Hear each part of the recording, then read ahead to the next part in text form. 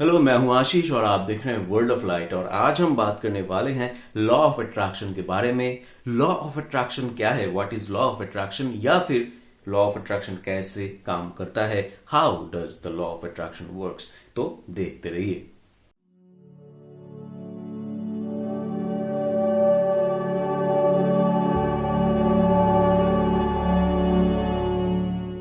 हम सबको पता है, बहुत ही छोटे लेसन, छोटे ग्रेड के लेसन में हम लोग को पता चल जाता है कि इस दुनिया का, इस ब्रह्मांड का, इस यूनिवर्स का हर एक चीज बना हुआ है एटम से, अणुपरमाणु से बना हुआ है। और साइंटिस्ट ने यह भी आविष्कार किया है कि परमाणु जो है वो, उसको भी हम लोग देख सकते हैं कि वो भी 3 तरह के कणाओं से बनता है, इलेक्ट्रॉन, प्रोटॉन और न्यूट्रॉन जो है। तो मेन थिंग क्या है, हम लोग जितना भी देख ले, कुछ भी चीज जितना भी बड़ा हमको लगे, उसका वो छोटा छोटा पार्टिकल है जिससे वो कंस्ट्रक्टेड है, जिससे वो बनता है। और ये इस वीडियो में आप यही जानने वाले हैं, यही आप समझने वाले हैं कि हमारा ये जो ब्रह्मांड है, हमारा जो ये यूनिवर्स है, इस यूनिवर्स का जो कंस्ट्रक्शन है, इस यूनिवर्स का जो निर्माण है, इसका जो सबसे छोटा अंश है, सबसे छोटा जो पार्टिकल है, सबसे छोटा जो कंस्ट्रक्शन का बेस है, वो है वाइब्रेशन, वो है कंपन। और यही कंपन हमको सब चीजों में दिखता है, हर एक चीज में वाइब्रेशन है, हर एक चीज में कंपन है। इसीलिए साइंटिस्टों ने बहुत ही पहले आविष्कार कर चुके हैं कि हर एक चीज में एनर्जी है। क्यों? क्योंकि हर एक चीज में कंपन अगर होगा, हर एक चीज में वाइब्रेशन होगा, तो उसमें फ्रीक्वेंसी होगा, और फ्रीक्वेंसी होगा तो वो वेव जनरेट करेगा। जब भी वेव बनेगा उसमें एनर्जी जनरेट होगा। तो इसीलिए हर एक चीज में एनर्जी है। क्यों? क्योंकि हर एक चीज में वाइब्रेशन है। अभी लॉ ऑफ अट्रैक्शन क्या है और लॉ ऑफ अट्रैक्शन क्या करता है? लॉ ऑफ अट्रैक्शन एक यूनिवर्सल लॉ है, पूरे विश्व ब्रह्मांड में विस्तृत एक नियम है जो कहता है कि वो हर एक 15 सेकंड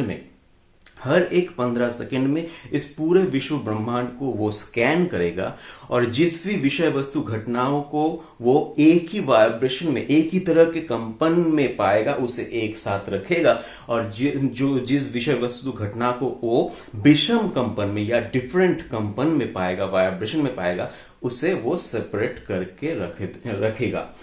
इसी तरह से वो हर एक 15 सेकेंड में पूरे ब्रह्मांड को मैनेज करता है। अगर हम एनर्जी की बात करें, अगर हम फ्रीक्वेंसी या वाइब्रेशन की बात करें, तो 2 तरह के एनर्जी हम लोग को मिलते हैं। एक है हाई फ्रीक्वेंसी या लो फ्रीक्वेंसी, या फिर अगर हम बात करें और आसान शब्दों में, तो हम बोलेंगे कि पॉजिटिव फ्रीक्वेंसी या पॉजिटिव एनर्जी, और नेगेटिव फ्रीक्वेंसी या फिर नेगेटिव एनर्जी या फिर नेगेटिव वाइब्रेशन।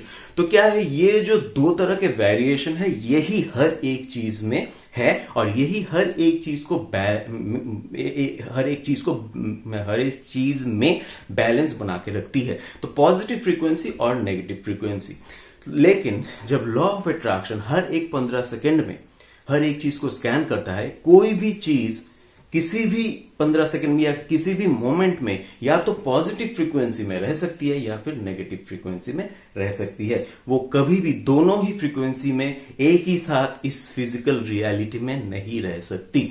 तो लॉ ऑफ अट्रैक्शन क्या करता है, हर एक 15 सेकंड में जब स्कैन करता है और जब देखता है कि किसी विषय वस्तु घटनाओं का फ्रीक्वेंसी पॉजिटिव है, तो उसे लेके उसी इक्विवेलेंट पॉजिटिव फ्रीक्वेंसी के साथ, उसी का जो एक ही तरह के पॉजिटिव फ्रीक्वेंसी का विषय वस्तु घटना है, उसके साथ उसे रख देता है। और अगर देखता है कि किसी विषय वस्तु घटनाओं का फ्रीक्वेंसी अलग है, नेगेटिव है, तो उसे नेगेटिव के साथ रख देता है। या फिर अगर ऐसा है कि 15 सेकंड या फिर 1 मिनट या 1 घंटे पहले किसी विषय वस्तु घटना का फ्रीक्वेंसी पॉजिटिव था, लेकिन अभी इस 15 सेकंड में जब स्कैन कर रहा है वो, तो देखता है कि वो पॉजिटिव अभी नेगेटिव हो गया है, तो उसे वो पॉजिटिव से हटा के नेगेटिव के साथ रखना शुरू कर देगा या फिर रख देगा।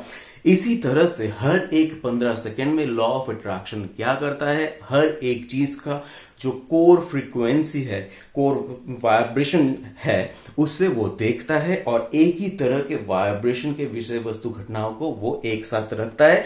और अगर देखता है कि किसी भी एक साथ रखे हुए विषय वस्तु घटनाओं का वाइब्रेशन चेंज हो गया है, इस 15 सेकंड में चेंज हो गया या चेंज हो रहा है, तो उससे वो वहां से हटा के उसके इक्विवेलेंट नेगेटिव या अलग वाइब्रेशन के साथ उसे रखता है। इसी तरह से हर एक 15 सेकंड में लॉ ऑफ अट्रैक्शन पूरे ब्रह्मांड को मैनेज करता है, व्यवस्थापित करता है, और यही लॉ ऑफ अट्रैक्शन है जो पूरे ब्रह्मांड को हर एक 15 सेकंड में मैनेज करके रखता है। इसी तरह से लॉ ऑफ अट्रैक्शन काम करता है और यही है लॉ ऑफ अट्रैक्शन।